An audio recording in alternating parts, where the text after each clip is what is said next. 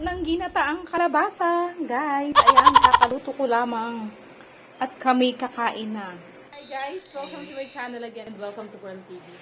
And in this video guys, I'm going to teach you how to cook ginataang kalabasa with swahe. Okay, so ginataang kalabasa, I will also add sitaw and without further ado, let's go to my kitchen. Yun nga guys, ang pangunahing sangkap natin ay kalabasa. Hugasan nyo po guys ng maigi. Ang cute ng kalabasang to guys, maliit lang. Tapos tingnan nyo guys, manipis. Manipis. At ang bango. Mabango siya. And another is, here is the sitaw and okra. Okay. Sitaw and okra and the swahe. Ayan. Pinutol ko yung mga heads niya, pero nandyan din yung mga heads. And of course, we have seasoning, choice of seasoning. Ayan. The garlic, the bawang, kamatis, sibuyas, asin, gata. Ayan. Frozen niya na gata kanina guys. Ayan. Tapos mantika. Okay? So yung mantika ka guys, yung binili ko lang to sa tindahan na isang ganito. Ayun, yung canola oil ko kasi ang laki ng ano. So ito na lang muna. Okay, so let's get started. Ayan guys, magpainit na tayo. At pag mainit na, maaari na natin ilagay ang mantika. Okay, let's get started. Ayan guys, mainit na siya.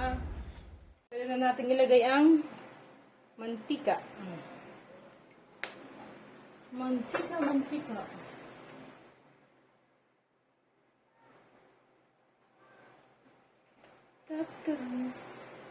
Ayan, mainit na. Mabilis mag-init yung ganitong kawali.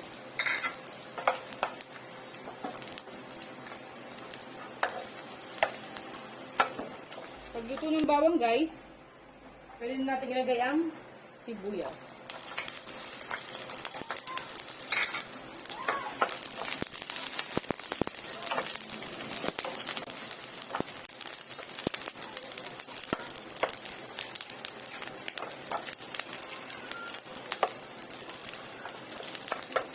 Pag okay na din, pag translucent na, pwede natin ilagay ang kamatis. Ayan. Ganyan lang kalalaki guys ng kamatis. Ganyan lang yung kamatis para hindi siya masyadong lakas. Para pagkakainin mo siya, nakasya. Bubukas ba? Very healthy kasi kitang kamatis eh. Ayan, diba? Pag luto na naman yung kamatis, nagwatak-watak ko naman din yun eh.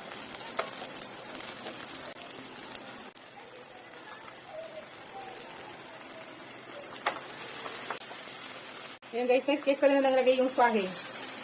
Ayan. Yung ibang laman ng swahe, tawag nito, sinabi ko guys kasi hasawag ko baka makaisip ako magpansit ba. Sinipag ako magpansit. Ayan.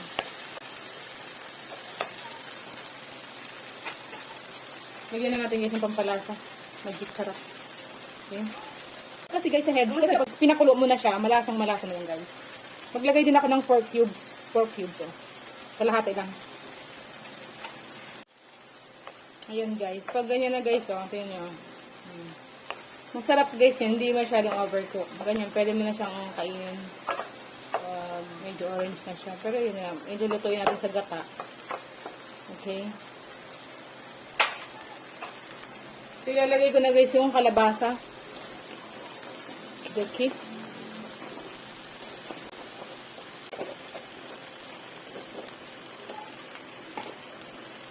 Bigyan ko ng konting asin guys. Parang sarap ng kalabasang to. Excited na ako.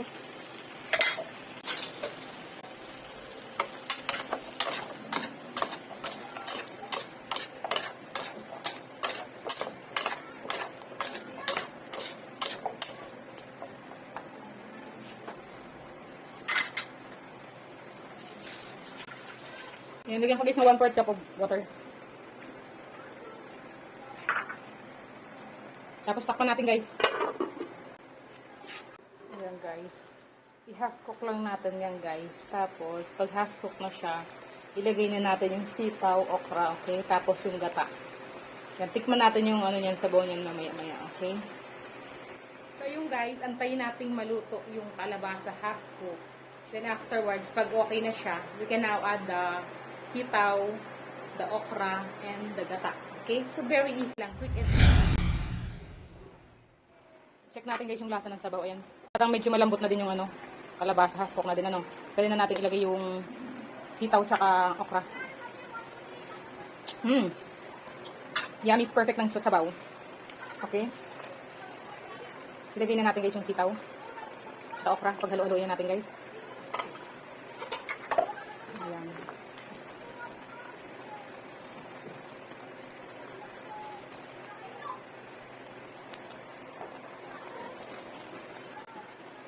So yun guys, takpan ko muna to guys para paanin ko muna.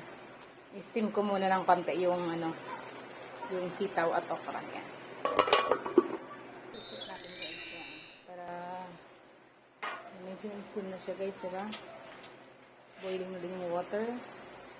So ilagay na natin guys yung gata. Very delicious.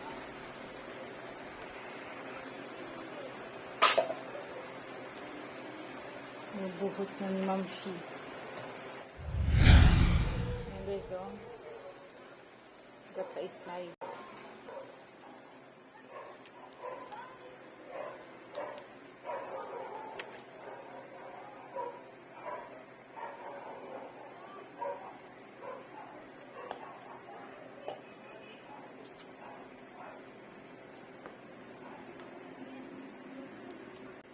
So yun guys, na-dissolve na ano, na-liquefy na yung ano, gata. Kasi kanina di ba, medyo ano na siya.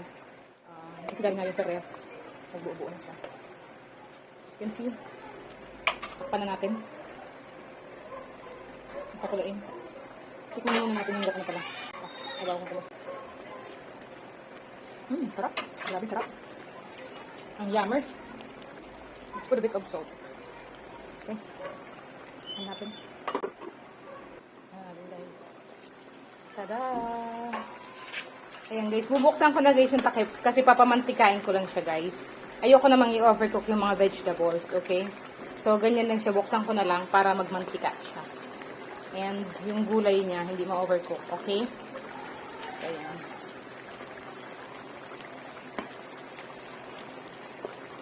Tikman natin guys kung okay na ating niluluto. Ayan. Tikman ko yung sabaw kung okay na. Sarap. Ayan guys. Itsurang luto na siya guys, diba? Hindi ko naman guys i-overcook na yung ano. Tingnan mo yun guys, oh. Yung kalabasa, luto na talaga. So, hindi ko na siya tinakpang guys, ha. Ano ko na lang, evaporate ko na lang yung tubig ng gata. Para maggata na lang siya. Pamantikain ba? Lambot na kalabasa. Yung sabaw. Tamang-tama lang guys yung sabaw. So, okay na to guys. Ito turn off ko na to guys. Okay. Thanks for watching guys. I hope you would love to give a like, comment, subscribe, and ring the bell button in order for you to be get notified whenever